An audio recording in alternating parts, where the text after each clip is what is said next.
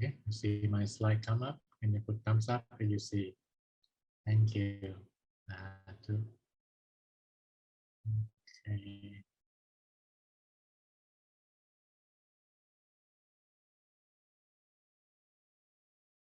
Wonderful. Okay, so this is the topic that really feel excited to share with you. Visuddhi-Magga, a map for inner space in Theravada Buddhism.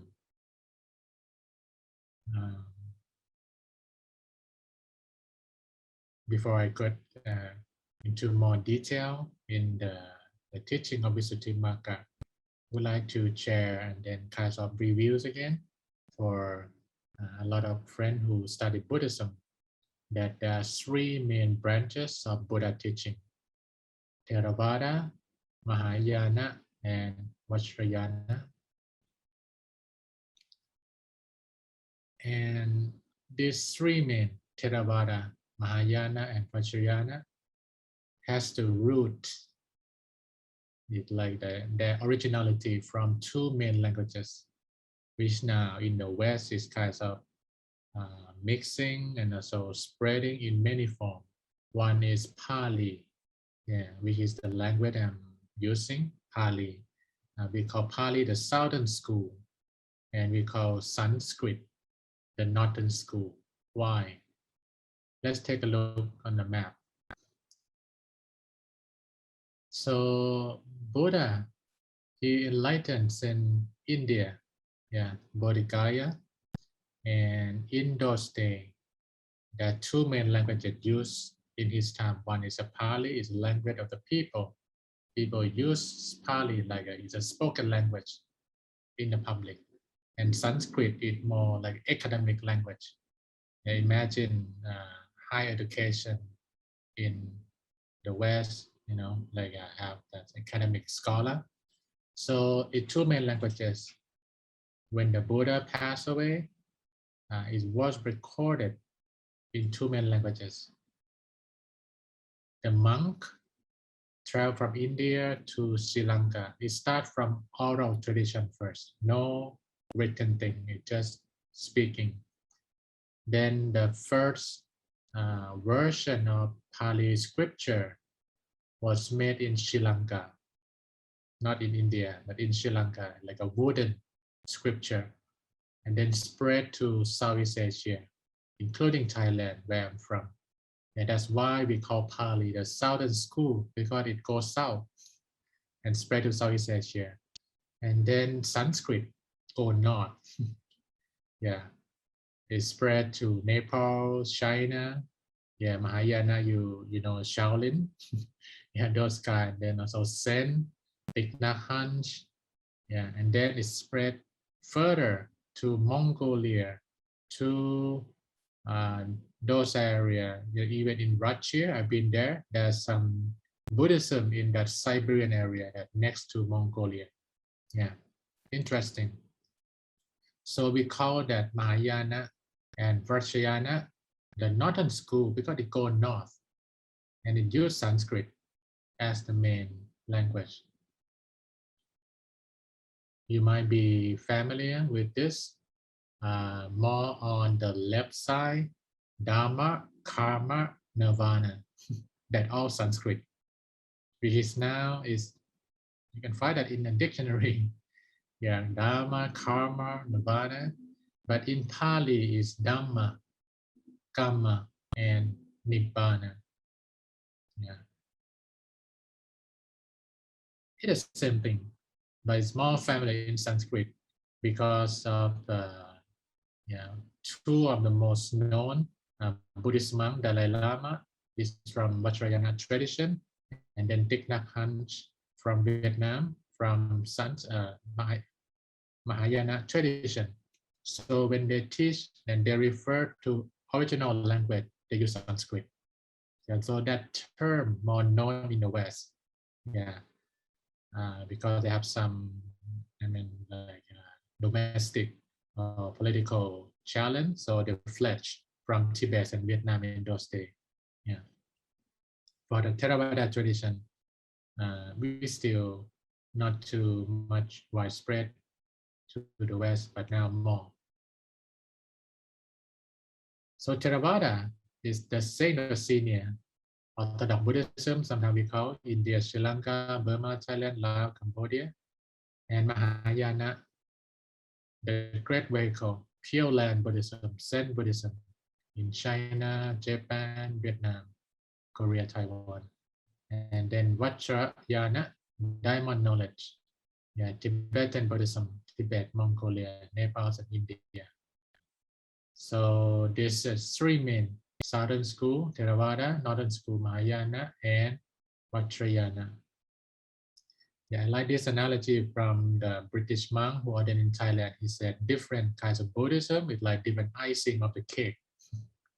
Can be chocolate, can be strawberry or vanilla. But when you get into the real cake, eat one taste of freedom, the Four Noble Truth. And in the Four Noble Truth is the path, Noble Eightfold Path, or the middle way. Yeah, so far, are you quite clear on that? Can you type number three? If you get a good overview of this Theravada, because today I'm going to talk Visuddhi-Magga from Theravada perspective.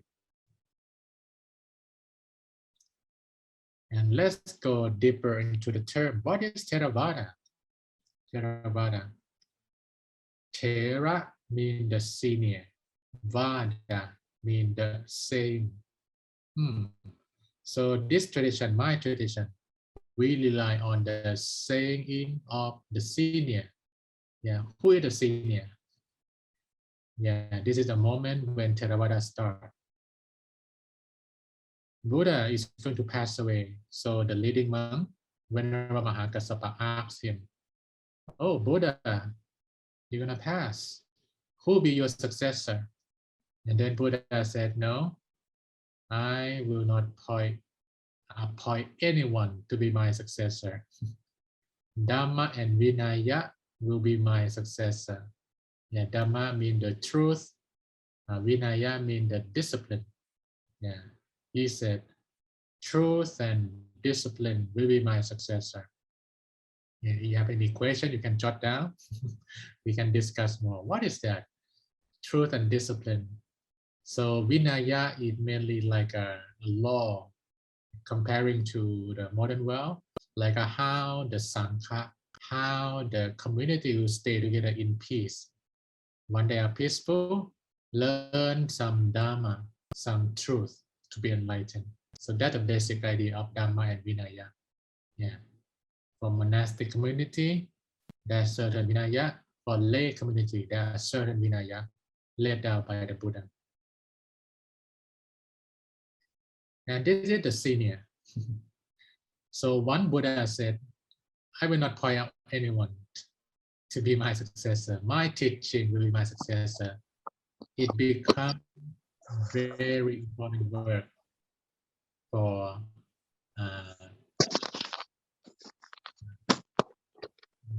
taking care about the sound.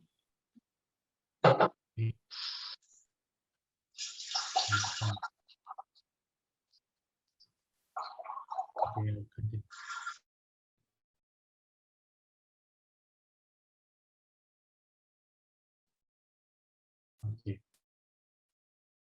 So Venerable Mahakassapa, he said, "Oh, now we need to gather." Buddha already passed away.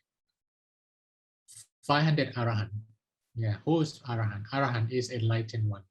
So the qualification of the reviewer of the Buddha Dhamma need to be Arahant, enlightened one, no bias, no selection. I like that part, I don't like that part, just neutral. And then that is the senior. Yeah, saying of the senior, mean the saying of this 500 Arahant. Now it comes like Pali scripture that is in English version also, Pali Text Society. Also Bhikkhu Bodhi version that also popular in America. That is Sangha Arahant or the senior. So Theravada history trace back to the beginning of Buddha teaching. That's why we call Orthodox Buddhism or like an ancient tradition. And this is the book that we would like to share with you, The Path of Purification. That is a PDF version that I will share right after I finish. I will share that PDF file with you so you can read it. I will say that it's not so simple to read, but is if you're eager to learn real original Dharma, this is the one that you can see. It's translated by Bhikkhu Nana Moli. He British, but he went to Sri Lanka long time ago and then translate. Okay, so let's get into the detail. What Visuddhi-Magga? Visuddhi-Magga in English it was translated as the path of purification. Yeah, Magga. Are you familiar? Magga, the path. Yeah, Majjhimagga, the middle path, the middle way.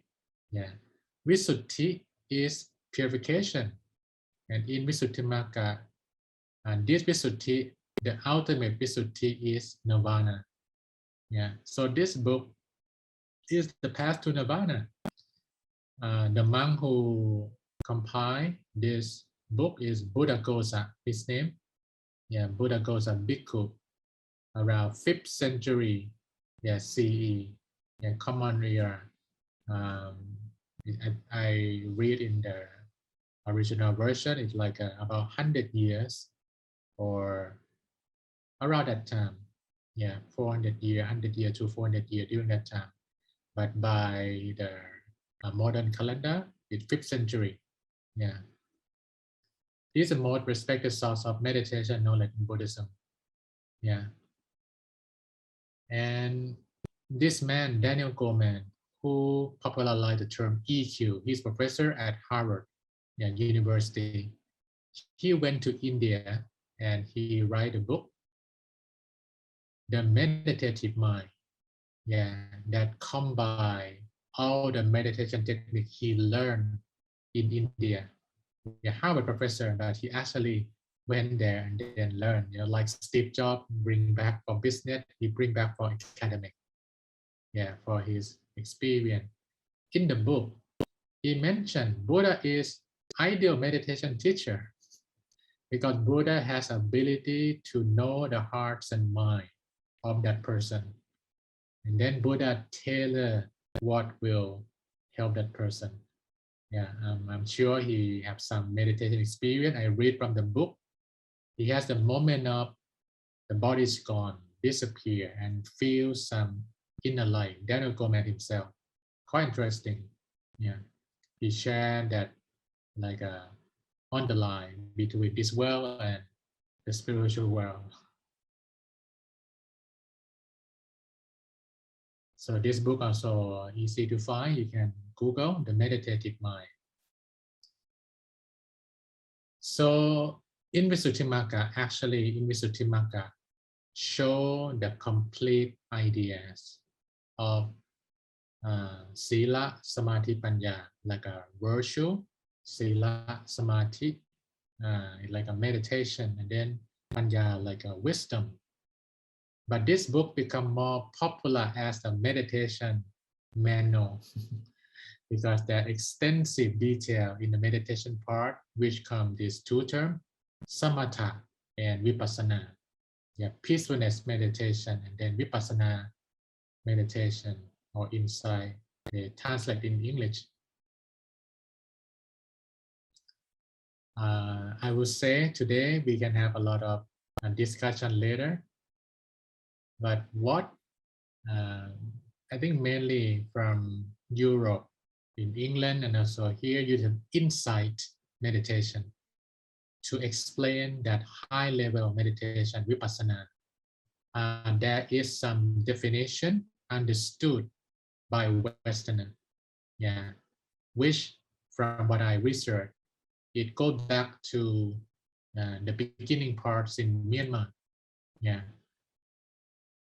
And the version of vipassana that I will share with you come from the root from Luang Por Wat Pak Nam in Thailand.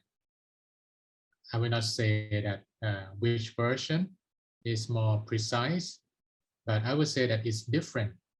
Yeah, so Vipassana meditation, the most known is Goenka 10-day retreat Vipassana. Yeah, that version of interpretation of insight, I think Sharon Salzberg, Joseph Goldstein, in Bar, Massachusetts, all use this term insight meditation. But both Goenka and insight meditation at Massachusetts has their own interpretation of the term Vipassana, which is a Pali term that is deep. Yeah, so the version I will share with you, not exactly the same. So if you listen and, wow, that's not Vipassana, no, it's just a different interpretation of the term. Yeah, we can discuss more. Be ready for your question. Yeah. So Samatha in Pali means peacefulness. Vipassana, much deeper than insight. Yeah, not just insight, much, much deeper. But in this book, they have some lists that quite interesting. That Buddhaghosa talk about the optimum lifestyle and setting of meditator. It's quite long, many pages, but 4 main things. He said, if you want to walk on the path to nirvana and enlightenment, number 1, keep your possession to minimum. Yeah, so it seems like quite challenging. Even a billionaire want to be enlightened, they need to let go, donate a lot to help more people to be ready on that path, right? So Buddhaghosa said, if you want to go into more meaningful life, go beyond just material values. Keep possession to minimum. Yeah, not too many things, not too many concerns about material things. Number 2, take food in moderation. Yeah, eating not too less, not too much, just balance. So no extra work or that's digestive challenge. Just enough to keep body strong, and then live a good life. Go deeper into your meditation. Number 3, organize a place of solitude for meditation. Yeah, he mentioned this is very important, that if you meditate regularly, find a spot in your home or anywhere that will bring you peace of mind. Not just sit there and so lousy, so noisy, and then just be patient. No, that's not the way recommended in Visuddhi-Magga. Keep possession to minimum, take food in moderation, organize a place of solitude for meditation. And number 4, this is very important, surround oneself with peace-loving people. Wow, he said, very important. Who you spend a lot of your time with, they will affect your meditation practice. And when I say surround yourself with peace-loving people, in the modern day, social media is your friend. Media also your friend. Minimize those things if it's kind of not good friend on any platform that you think not peace-loving. There's a lot of hate, a lot of delusion, or so be careful by how you surround yourself with any interaction during the day. Yeah, so this is like a very good list how you will develop your practice well. 4 things: your possession, minimum, food in moderation, have a good place to meditate, and then surround yourself with peace-loving people or interaction around you. Yeah, in a modern concept. And then he talked about 10 things. In Visuddhi-Magga, Buddhaghosa didn't come up with his own idea. He just revealed in the Pali canon. He's like a Pali expert. And then he picked up what Buddha said in two categories. Yeah, that's the wonderful thing about Visuddhi-Magga. It's original teaching by the Buddha, but very systematic format. He talked about 10 category. Yeah, this is another set that useful. 10 category of potential hindrances. What will be your hindrances to enlightenment? I would say that not easy, to let go. All of this thing is so close to our life. But this is a 10 thing that Buddhaghosa refer from the Buddha. You want the path of purity, you need to pay attention and manage it well. If you will not be able to pay attention and let it messy, it will block your progress in meditation. 10 things. Number one, the dwelling place. The place you stay, right? We learn about universal goodness, cleanliness, orderliness, yeah, politeness, punctuality, and concentration. So organize your place that your place will not bother you. Your place nice. And when you look around, you feel good. Number two, family issue. Yeah, I say not easy, right? So organize family matter well. And then when you look around, no worry. Number three, gift and reputation. Once you become like a meditate more and people want to hear from you, there's a press, there's a thing like, oh, offer. In Visuddhi-Magga, talk about that. It wastes too much time.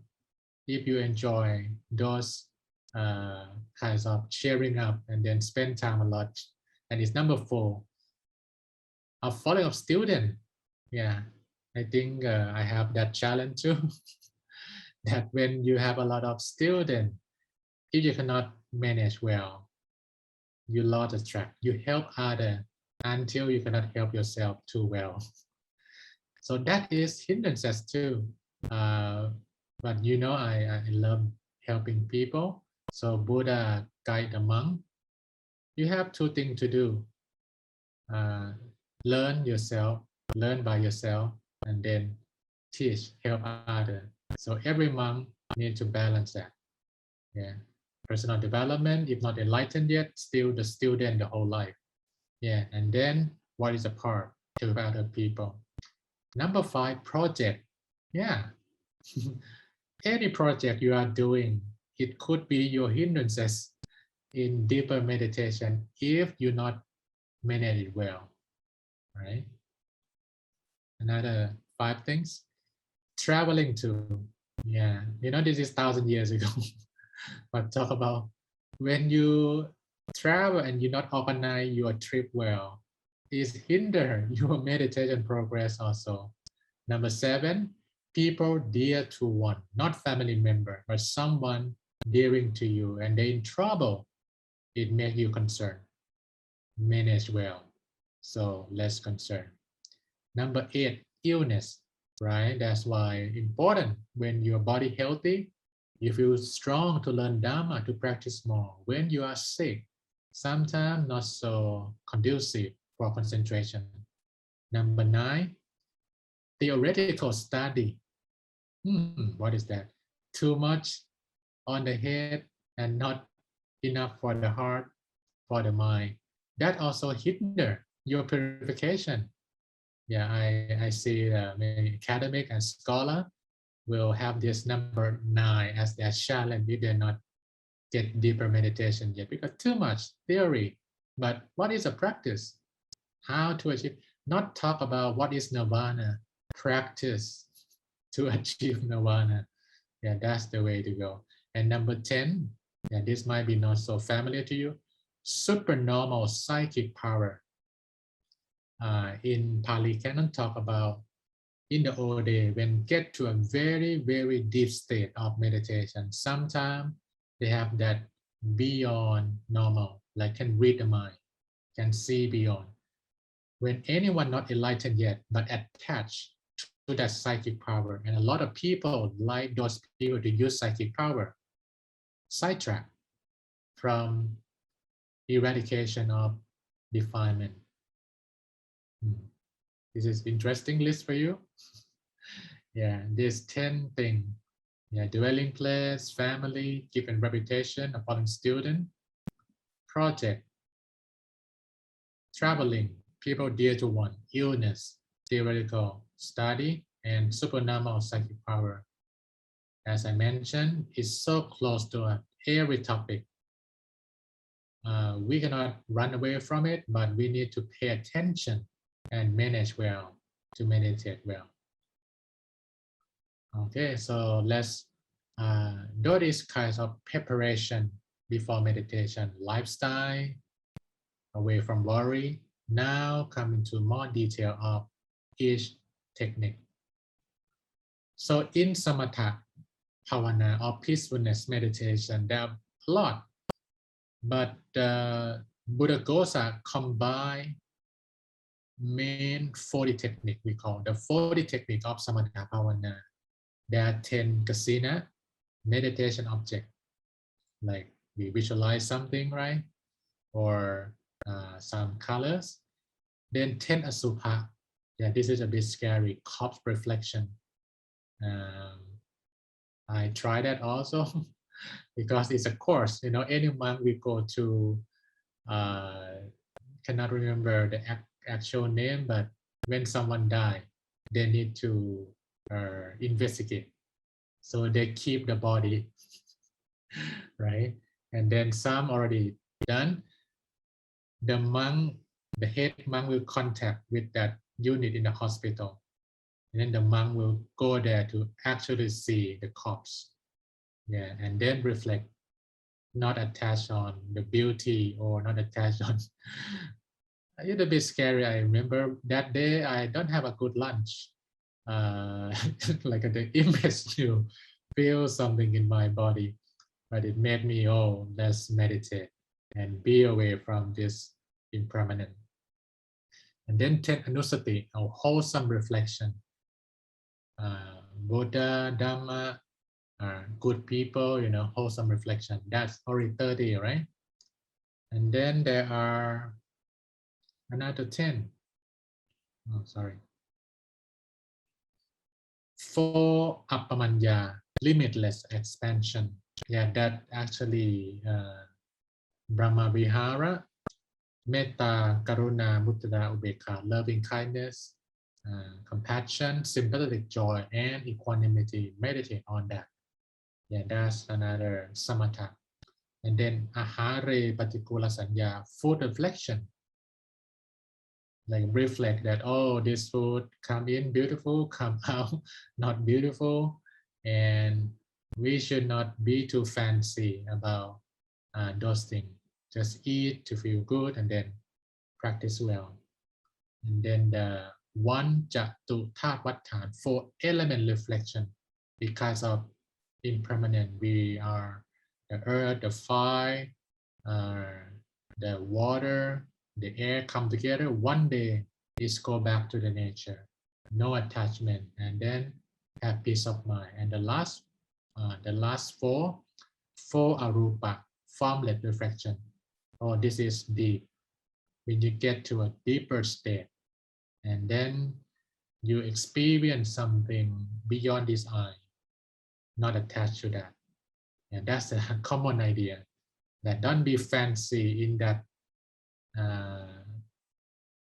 invisible to the eyes world. Yeah, 4 arupa. So that is 40. Many students in Thailand know about the 40 technique, knows about it, but can practice well or not, I'm not sure. But we learned that when in school. Yeah, this will be interesting to you. In Visuddhi-Magga, Buddhaghosa summarized that according to Buddha, there are 6 kinds of people by their temperaments, and there is a different meditation tool for each person. Number 1, lustful temperament. You know, I try to keep the original translation.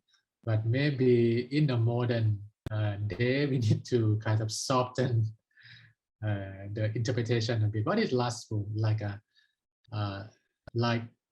always jewelry, beautiful thing, you know, a lot of ornaments, yeah, like a have tendency toward that kind of beauty a lot, yeah, and attached to handsome person, to beautiful people, something like that.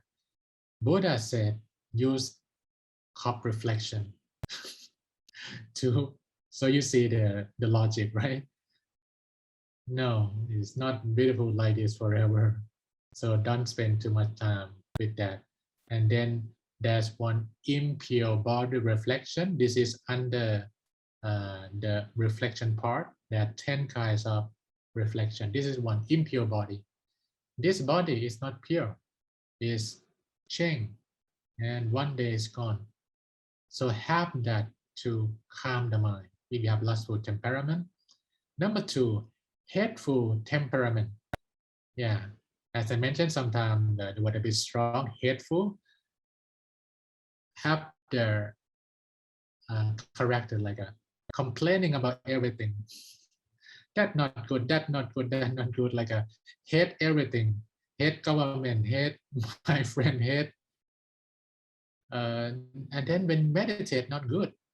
And Visuddhi-Magga said, oh, you use four limitless expansion, loving kindness, compassion, sympathetic joy, equanimity, or you use four color object. Visualize some color, blue, yellow, red, and white. And that's what mentioned in scripture, this four color, blue, yellow, red, white, hateful temperament. And then deluded temperament. Yeah, what is deluded? Kinds of always easy to be misguided, like a no logic. When anyone says something, easy to be delusional with those people. Visuddhi-Magga said, use mindful breathing, focus on your breath, and then speculative temperament, worry based, worry all the time. Yeah, also breathing. Number five, faithful temperament. Yeah, I'm sure many people who connect to God all the time, that is faithful also. Believe in the invisible a lot. Buddha talk about this six wholesome reflection. Buddha, Dhamma, Sangha, virtue, generosity, and angel. What's that? Yeah, for faithful people, uh, reflect on someone who already passed away, but they are super good, like a saint, or some people who make that person feel peaceful, feel protected, something like that. So it's angel in the meaning in the scripture. And the last one, number six, yeah, I think in our groups quite a lot, intelligent temperament, intellect, use intellect a lot. Yeah, Visuddhi-Magga said, think about death. Yeah, collect, recollect peace. And then full reflection, also helpful. And then four element reflection. Yeah, earth, water, fire, and air. If you cannot remember all, it's fine. This will be recorded and I can share this slide later in this room. So you can recheck that what kinds of temperament you have, and on any particular day, maybe it changed today more speculative or today more intelligent, and you might need different technique. Okay, hope you can follow well. Can you tie number 6? Can you tie number 6 to like a keep in track that, okay, this is the moment that we still together. 6 kinds of, yeah, in Pali they call charita. Interesting, right?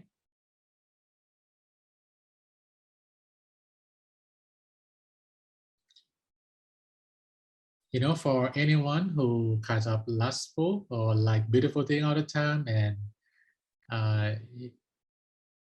I will say that the day that I went to the hospital and see those cops, um, some monk really enjoy the time. Some monk. For me personally, not too much. In the middle, in the middle, uh, and it affects my eating also. Kind of not easy to handle that emotional ups and downs. That's a solution. Yeah. In Visuddhi-Magga said there are 10 meditation tools that suit all kinds of temperament. Yeah. So if those technique doesn't help you well because of some factor, this will be for every kind of temperament. For formlet expansion, yeah, this is arupa, what I mentioned, when you get into the deeper state, and then that beyond the eyes.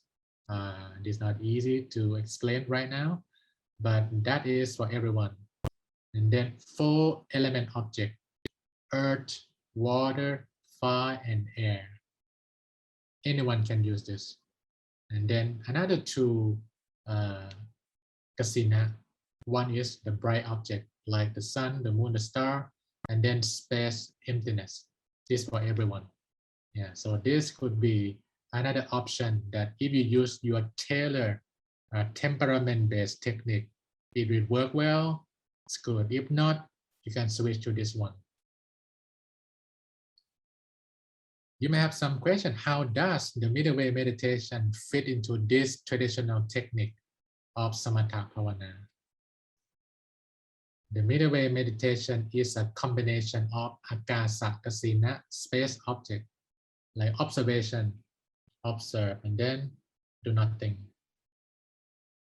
And be one with the nature. That is Akasa Kasina. And then Aloka Kasina, the bright object, which is indicated in Visuddhi-Magga that suit all natures of meditator. And that's what we use. We use breathing also. But surprisingly, in this list, breathing not for all type, right? It's kind of surprise to me also when I look back that it's quite popular breathing technique, but in Visuddhi-Magga, not for all type, but this list of 10 for all type. So space object, Akasa Kasina, and bright object, Aloka. For Vipassana part, this is very deep. I will not go much into detail. I will just explain some concept that what is Vipassana in the explanation of Luang Por Wat Pak Nam. This is deep. It's like the path to eradicate or defilement 5 kanta aggregates. Yeah, you might hear this from Western Buddhist scholar. It's like the part that become us, and then one day gone.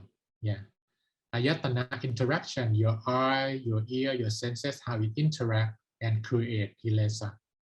And then 18 tadu, spiritual element. Yeah, this deeper than the earth, the fire. 18 of spiritual element that combine who we are. And then 22 prime nature, insiya. Oh, that also very deep subject. And Arya Satya, the noble truth. Yeah, but not in the intellectual level. It's spiritual level that you don't use your intellect anymore. You see how Tukha, Samudaya, each one connect. And the last one, Patijja-samutpata, dependent origination.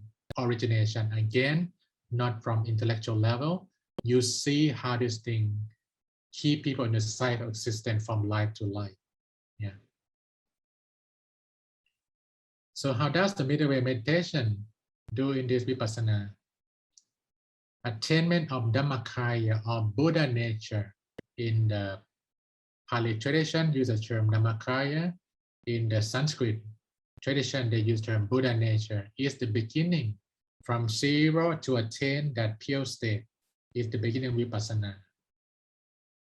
And this is what Luang Por explained that might be different than the term just insight meditation understood in the West. Visesa mean miracle. It comes from 2 terms. Visesa and Tassana and become Vipassana. So Vipassana actually means miraculous seeing. not just seeing in a normal way. So if we just contemplate and reflect on the Dhamma, that's not kind of miraculous thing, right? So deeper in meditation, attain that shining Buddha nature, and from that Buddha nature, through we call the Dhamma eyes of Buddha nature, we can see without thinking. So we can say attainment of Dhammakaya or Buddha nature is at a crossroad of Samatha and Vipassana. So in both. So that's 30-minute, 35-minute version of Visuddhi-Magga. I will share both this slide and the book in the chat while we are discussing. So enjoy. We may have this topic revisit to the program again. This is the first time.